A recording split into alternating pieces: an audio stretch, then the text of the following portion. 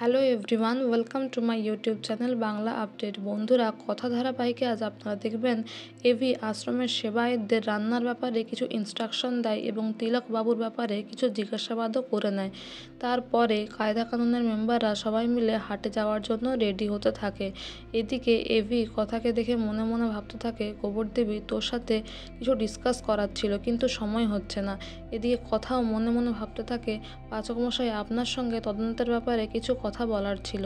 তারপরে দেখা যায় সন্ধ্যাবেলা সবাই মিলে হাটে যায় এবং এদিকে একটা ইয়ারিং পছন্দ হলে ঋতুকে সেই ইয়ারিংটা মিস্টার প্রত্যয় সরকার কিনে দেয়। তারপরে জিলাপি মিষ্টি কথা নিয়ে আসে, মানে ছোটকা নিয়ে আসে, তারপর কথাকে দেয় এবং সেটা এভি একটু ভেঙে কথাকেও খাইয়ে দেয়।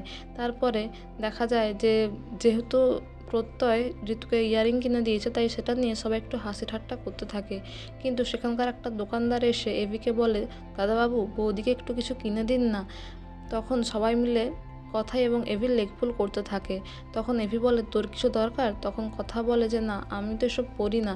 তখন এভি বলে, হ্যাঁ তুই এসব কেন পড়বি, মাথায় তো গোবর ভর্তি। দিয়ে সবাইকে ওই মাটির পাত্রটা দেখিয়ে বলে, দেখ বলেছিলাম না, কলকাতায় গিয়ে ফ্রিজের জল না খেয়ে এই মাটির পাত্রেই জল খাবে, দেখ কিনেও নিয়েছে। তারপরে দিকে দেখা যায় যে ওই দোকানের কিছু লোকের কথোপকথন থেকে জানতে পারে কথা যে ওখানে নকল মুকুট বানানো হয়। তাই সেই ইনফরমেশনটা জেনে সে এভিকে জানায় এবং তারা গিয়ে দোকানদারের সঙ্গে কথা বলে কে বানায়, কোথায় নকল মুকুট তৈরি হয়, এই সমস্ত জিনিস একটু জেনে নেয়।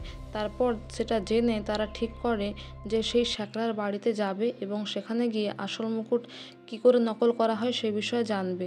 তারপরে আগামী পর্বে আপনারা দেখবেন যে মা আনন্দীর বেশে কথা সাজে এবং তিলকবাবুকে ভয় দেখায়, তার কারণ কথার বিশ্বাস যে সে ভয়েই একমাত্র সত্যি কথাগুলো সবার সামনে বের করবে। তো বন্ধুরা, এই ছিল আজকের আপডেট। এই ধরনের আরও আপডেট জানতে আমাদের সঙ্গে যুক্ত থাকুন। Thank you so much for your valuable time and thank you so much for watching the video. Thank you.